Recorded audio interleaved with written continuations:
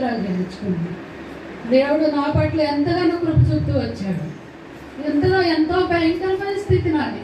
నేనైతే అసలు దేవుడు అంటేనే నేను ఒప్పుకునేదాన్ని కాదు. అసలు అమ్మ కానీ మామయ్య కానీ చెప్తున్నా కానీ అస్సలు ఒప్పుకునేదాన్ని కాదు. ఎంతో మొండితనంగా ఉండేదాన్ని. దేవుడు లేడు, ఎవరు లేరు నాకు అని ఎంతో అసలు గర్వంగా కోపంగా దైవ బిడ్డలు వచ్చినా కానీ అసలు వాళ్ళు పలకరించడానికి కూడా నేను అసలు ముందుకు వచ్చేదాన్ని కాదు. అసలు వచ్చి తలుపు కొట్టి అక్కడ అమ్మమ్మంగా ఉండంగా అయితే వచ్చి తలుపు కొట్టి వచ్చి అమ్మ పిలుస్తున్నారమ్మా, అమ్మ మందిరం నుంచి వచ్చారమ్మా, రామ్మ లెగమ్మ రహమ్మ అంటే తలుపు మూసేసుకొని నేను అలాగే ఉండేదాన్ని. చాలా గర్వంగా ఉండేదాన్ని. అసలు దేవుని బిడ్డలంటే అస్సలు లెక్క చేసేదాన్ని కాదు. అసలు నా దేవుడు కాదు ఈయన, నాకు ఈ దేవుడు ఏంటి నేను చెప్పి నేను మనసులో అయితే విగ్రహంలో పూజించుకుంటూ వచ్చాను. బయటకైతే బయట పడేదాన్ని కాదు, కానీ లోపల నేను విగ్రహాలే పూజించుకుంటూ వచ్చాను నేను. అయితే నా దేవుడు ఎంతో గొప్ప కార్యములు ఎన్నోసార్లు నన్ను ఎన్నో అపాయాల నుంచి, ఎన్నో కష్టాల నుంచి, నష్టాల నుంచి కూడా ప్రభు నన్ను ఎంతగానో ప్రభు ఆదరిస్తూ బలపరుస్తూ వచ్చాడు. అయితే నా కుమారుడు కొరకు నేను దేవుని సన్నిధిలో నేనప్పుడు కుటుంబంలో శోధించబడుతూ ఉండగా దేవుడు ఆయన దగ్గరికి వెళ్ళి మొరపెట్టుకున్నప్పుడు నాకు ఆరోగ్యం దేవుడు నాకు అనుగ్రహిస్తూ వచ్చాడు. అనుగ్రహించినప్పుడు అప్పుడు మళ్ళీ కృతజ్ఞత కలిగి ఉన్నాను. వెంటనే మళ్ళీ జారిపోయిందానిగా పడిపోయిందానిగా వచ్చాను. అది అయిపోయిన తర్వాత మళ్ళీ దేవుని సన్నిధికి వచ్చేదాన్ని కాదు. దైవబిడ్డలు మళ్ళీ జయమక్క, ఆత్మీయతలు జయమక్క హెచ్చరిస్తూ ఉండేది. మా కొరకు ఎంతో ప్రార్థించేది. నా కొరకు నేను కనిపించినప్పుడు అమ్మ ప్రార్థనకి రామ్మ నువ్వు రక్షించబడాలమ్మా, రామ్మ అది మామయ్య ఎంతగానో ఆత్మీయంగా బలపడుతూ వస్తున్నాడు అమ్మా, రామ్మ అని చెప్పి మా పెద్దమ్మ నాంచారమ్మ. ఆమె కూడా మన సంఘమే. ఆమె కూడా ఎంతగానో నన్ను జ్ఞాపకం చేసుకున్నాను. గద్దిస్తూనే ఉండేది. నువ్వు ఇట్లా కాదు, నువ్వు ఇలా ఉండకూడదు, నువ్వు రావాలి, మందిరానికి రావాలి అని చెప్పి. అయినా కూడా లోపడేదని కాదు. అట్లా ఎన్నో పరిస్థితుల నుంచి ఆఖరికి దేవుడు నేను నా గొప్ప బలము, నా శక్తి, నేను దేవుడే, నేను నమ్మటం ఏంటి అసలు అని చెప్పి అంత గర్వంగా ఉండేదాన్ని. ఎవరి మాటలు నేను లెక్క చేసేదాన్ని కాదు. అయినా కూడా దేవుడు నన్ను పట్టుకున్నాడు. నన్ను పట్టుకొని కరోనా టైంలో అయితే నేను అసలు మరణానికే పోతున్నాను. నేను ఎన్ని హాస్పిటల్ తిరిగినా ఎవరు చూసినా కూడా నువ్వు బ్రతకవు, నీకు ఆస్మా ఉంది, షుగర్ ఉంది, నువ్వు అసలు బ్రతకవమ్మా, నువ్వు హాస్పిటల్లో జాయిన్ అవ్వాలి అని ఎవరు చూసినా అదే పరిస్థితి చెప్పారు, అదే మాట చెప్పారు. కాదని చెప్పి నేను అప్పుడు దేవుని దగ్గరికి నేను మోకాడు వేసి నేను దేవుని దగ్గరికి వెళ్ళాను.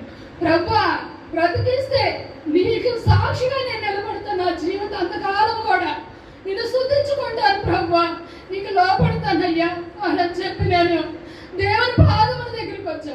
లేదా చనిపోయాననుకో, నేను ఇచ్చిన అర్థానికెళ్ళా ప్రభు నేను వెళ్ళేది. ప్రభు అది నీకు ఇష్టమా ప్రభు అని నేను అడుగుతూ వచ్చినప్పుడు దేవుడు నన్ను ఎంతగానో ప్రభు స్వస్థతనిచ్చి నాకు మంచి ఆరోగ్యం ఇచ్చాడు. నా కుమార్తె విషయంలో కూడా నేను ఆయన పాదములే పట్టుకున్నాను. నా ద్వారా నా బిడ్డకు వచ్చింది. ప్రభు మరి ఏంటి ప్రభు అని చెప్పి ఆయన పాదములు పట్టుకున్నప్పుడు దేవుడు ఆ బిడ్డకి స్వస్థతనిచ్చాడు. నేను ఇంకెవరి దగ్గరికి వెళ్ళలే ప్రభు, నీవే నాకు దేవుడివి, నిన్నే నేను నమ్ముకుంటున్నాను కాబట్టి నీవే నన్ను స్వస్థపరచాలి, నా బిడ్డను స్వస్థపరచాలి, మీ సాక్షులుగానే మేము నిలబడతామని చెప్పి ఎంతగానో దేవుడికి కృతజ్ఞతలు చెప్పుకుంటూ వచ్చాను. దేవుడిని అడుగుతూ వచ్చాను. మోకాళ్ళు వేసుకునేదాన్ని. ఎవరు లేకుండా చూసి ప్రభు అని చెప్పి ఆయన పాదాల కాడికి నేను వెళ్ళేదాన్ని.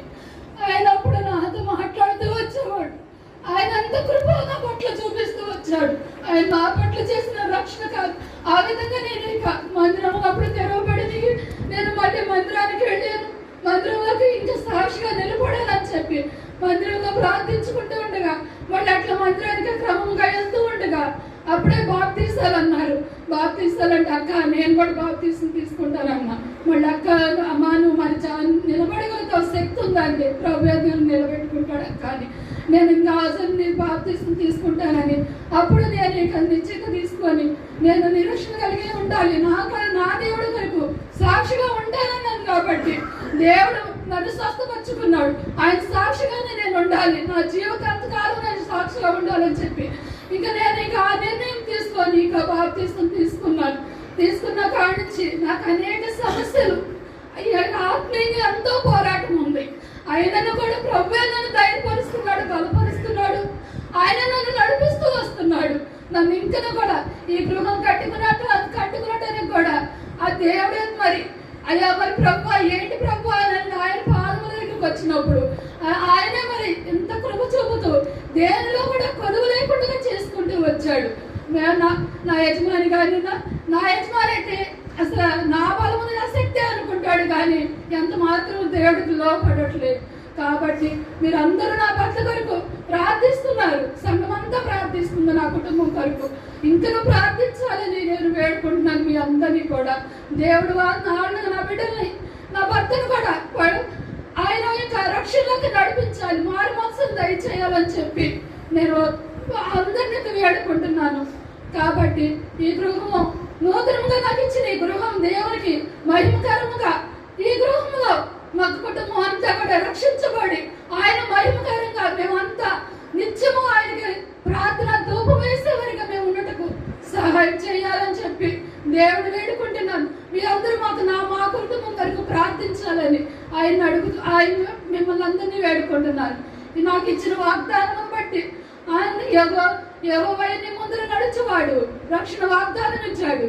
అయ్యా యెహోవాని ముందర నడుచువాడు విడువడు ఎడబాయని అన్నాడు. ఆ విధంగానే నన్ను విడబాయకుండా ఎన్నో సమస్యల నుంచి బాధల నుంచి కూడా నన్ను విడిపించుకుంటూ ఆయనే నన్ను నడిపిస్తున్నాడు. కాబట్టి నా కుటుంబాన్ని కూడా నడిపించాలని నేను వేడుకుంటున్నాను. నా దేవుణ్ణి ఈ గృహం దేవునికి మహిమకరంగా ఉండాలని దేవునికి ప్రార్థించుకుంటున్నాను. కనుక మీరందరూ మా కొరకు ప్రార్థించండి. మా అందరి కొరకు, నా బిడ్డల కొరకు. వారికి ఈ లోకములో ఈ ధనం కాదు, కానీ పరలోక ధనములు కావాలి. నీతిమంతుల గృహములో ధననిధిని ఉన్నట్లుగా నా ఇంటిలో కూడా ధననిధి ఉందిలాగా పరమాశ్వరాధములతో నిండులాగా సహాయం చేయాలని నా కుటుంబం, నా భర్తకి, నా బిడ్డలకి రక్షణ మార్మల్స్ కావాలి. కాబట్టి మీరు అందరూ ప్రార్థించండి. ఈ గృహం దేవుడు దీవించి ఆశీర్వదించలాగా సహాయం చేయాలని చెప్పి దేవునికి మహిమ కలుగులాగా గృహ కోడికి పెట్టుకునటానికి కూడా అసలు ఎంతో శోధన అయినా కూడా దేవుడు ఆటంకాలన్నిటిని కూడా ప్రభువా నీవే మహిమ పడాలి, ప్రభువా నీకే మహిమ కలగాలి, ప్రభువా ఎవరు వేరే ఏ ఆచారాలు వద్దు ప్రభువా, వేరే ఆచారాలు వద్దు ప్రభువా అని దేవుడు నేను మొరపెట్టుకుంటే మోకాళ్ళు వేసి ఎంతగానో కృంగితో వచ్చా. నేను నాకు నా తండ్రికే తెలుసు ఆ కుంగుదల, కానీ ఎన్నో అవమానాలు అయినా వాటన్నిటిని కూడా లోకంలో మీకు శ్రమ కలుగును ఆయనను ధైర్యం తెచ్చుకోనండి అని చెప్పి దేవుడు మీరు భయపడి కూడా అన్నారు. ఆయన మీకు నాకు ఆ విధంగానే ధైర్యం తెచ్చుకున్నందుకు ఆత్మీయంగా పోరాడుకుంటూ దేవుడు నన్ను ధైర్యపరుస్తున్నందుకు దేవునికి స్తోత్రాలు చెల్లించుకుంటున్నాను, కృతజ్ఞతాస్తుతులు చెల్లించుకుంటున్నాను.